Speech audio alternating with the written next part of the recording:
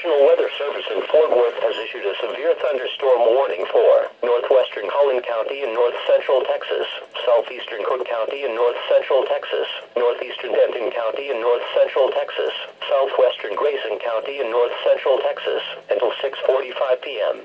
At 5:39 p.m., National Weather Service meteorologists detected a severe thunderstorm capable of producing quarter-size hail and damaging winds in excess of 60 miles per hour. This storm was located 6 miles northwest of Robert Spark Johnson Branch, moving southeast at 20 miles per hour.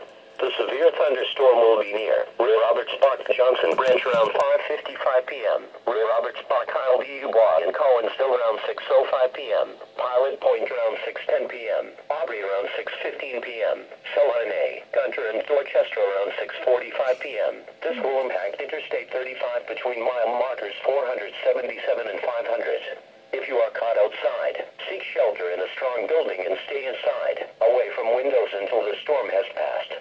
This storm has a history of producing destructive winds and large damaging hail. Seek shelter now inside a sturdy structure and stay away from windows.